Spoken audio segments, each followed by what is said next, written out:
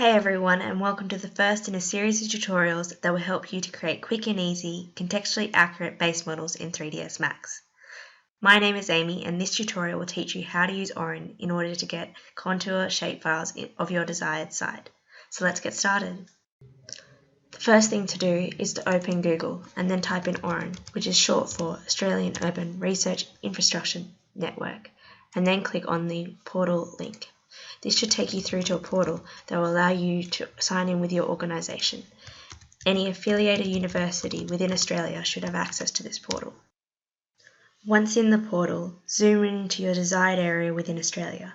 As this is not my first time using Aurin, it has already got me zoomed into my previous focal area, which is the same area we'll be looking at today.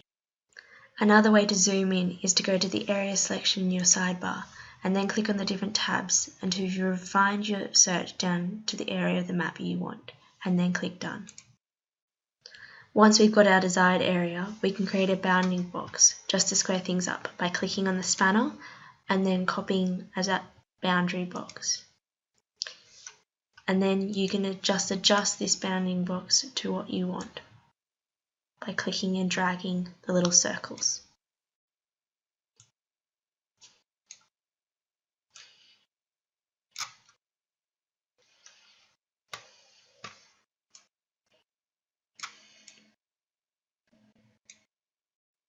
The next step is to collect a dataset from this area by clicking on the Browse tab. This search browser has a broad range of datasets that have been collected from local, state and federal government agencies and include data from pretty much every census that you can think of, from demographics to waterways, vehicle networks, flora data and cadastres. To narrow down your search, you can select an organisation or group level you would like to get your data from if you know the source of your data, or you can search for keywords. Today we are wanting to retrieve contours from our selected area, so we'll type contours into the search bar and click enter.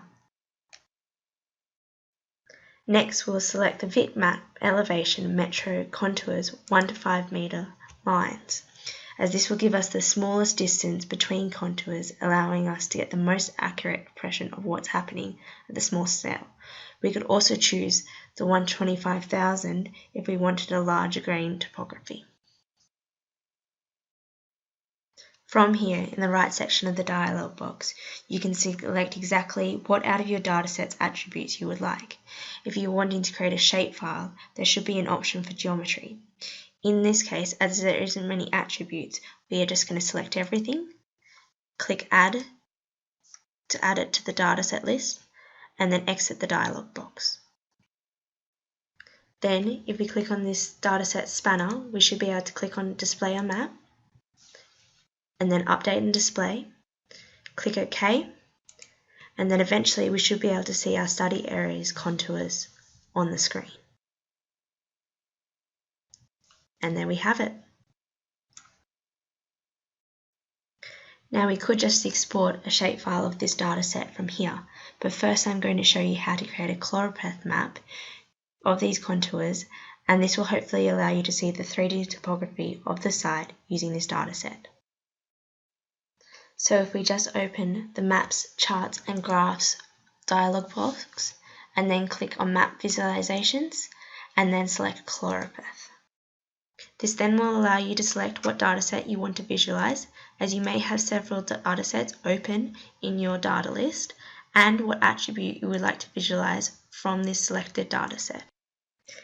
As we are looking at contours, we are wanting to select the altitude attribute, and then we're going to select what classifier we want, in this case quantile, and the number of classes we want. And depending on the number of classes we want, will depend on what type of palette we will be able to visualize.